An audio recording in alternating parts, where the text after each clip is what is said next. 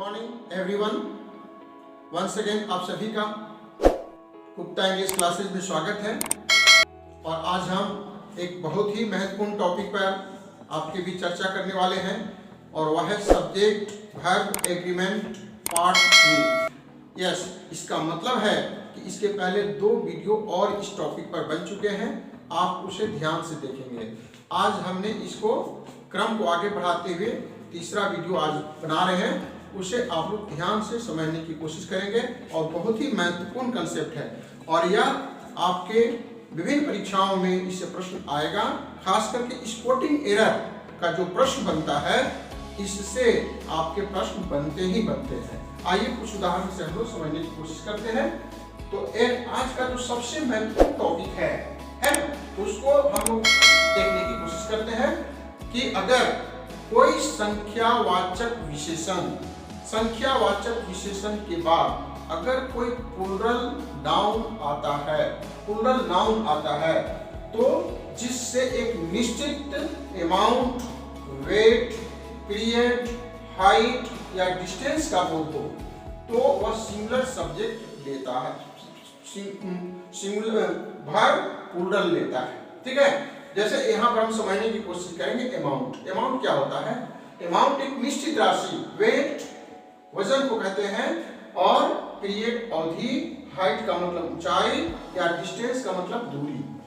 जब इनसे एक निश्चित इकाई के रूप में इसका प्रयोग किया जाएगा तो वैसी स्थिति में यह सिंगुलर वर्ब लेता है।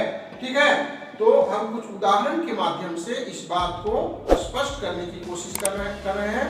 आप इसे गांठ बांध लेंगे। ठीक है, यह बहुत ही महत्वपूर्ण कंसेप्ट है और यहाँ पर हम गलती करते हैं, देख लीजिए। यस, किलोमीटर, रुपीज, यहाँ पर हम लोग गलती करते हैं। इसको देखेंगे, यस, इसको देखेंगे और हम क्या करेंगे? सीधे प्लूरल वर्ब का इस्तेमाल कर देंगे, लेकिन यहाँ पर ऐसी गलती नहीं करना है।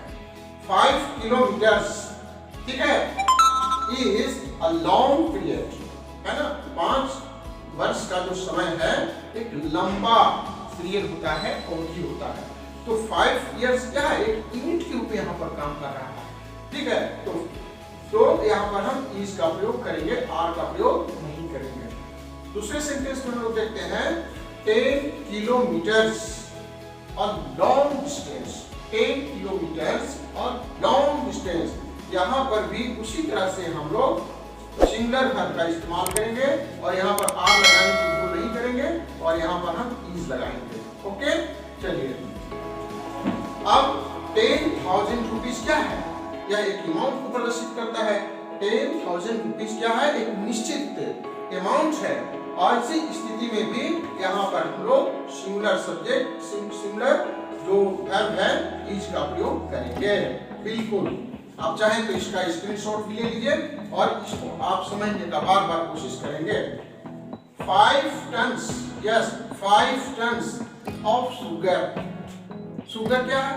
अनकाउंटेबल नाउन है, अनकाउंटेबल नाउन है। ठीक है, तो 5 tons of sugar enough for a year, है ना। तो यहाँ हम क्या करेंगे? 5 टन से इससे नहीं घबराना, यहाँ पर हम इज लगा देंगे। ठीक है, इज एनफ फॉर ईयर। लेकिन अब इसका कुछ इसी से संख्यावाचक विशेषण का जो कंसेप्ट है, इसी से जुड़ा हुआ एक और कंसेप्ट है, इसे आप समझने की कोशिश करेंगे। लेकिन अगर उस विशेषण के बाद कोई प्लूरल नाउन आता है और इससे विभिन्न इकाइयों का अलग अलग बोध होता है। यहाँ पर एक इकाई के रूप में यहाँ पर काम करता था फर्स्ट वाले उदाहरण में, वह सारे जो अमाउंट है वह एक इकाई के रूप में काम करता था।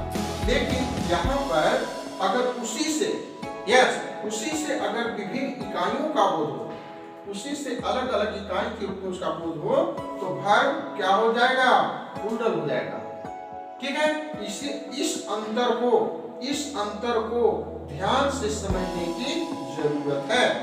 ठीक है, अब यहाँ पर देखिए 5 इयर्स यहाँ भी था जो इकाई के रूप में काम कर रहा था, लेकिन यहाँ पर 5 इयर्स अलग अलग विभिन्न इकाइयों के रूप में काम कर रहा है। इसीलिए यहाँ पर प्लूरल वर्ब का प्रयोग करेंगे। यहाँ हमारे सामने हैज और हैव का ऑप्शन है, तो नीचे के 3 वाक्य जो है उसमें हम इसको प्रयोग करेंगे। और यहाँ पर 5 years have, yes, repeat with me, 5 years past, have लगाएंगे, क्या लगाएंगे? have लगाएंगे।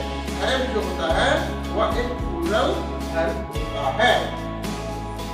10,000 rupees, 10,000 rupees have been spent, इसमें आपको सीधे have का प्रयोग करना है, ठीक है।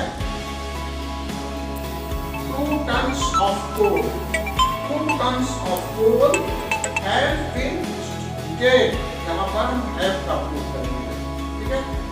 तो इस तरह से आज का जो कंसेप्ट था वह संख्यावाचक विशेषण और उसके बाद जो सब्जेक्ट आते हैं उससे रिलेटेड था। अगले वीडियो में हम समझते हैं कि कम से कम 2 वीडियो और बनेंगे, तब जाकर के आपका सब्जेक्ट वर्ब एग्रीमेंट क्लियर हो जाएगा।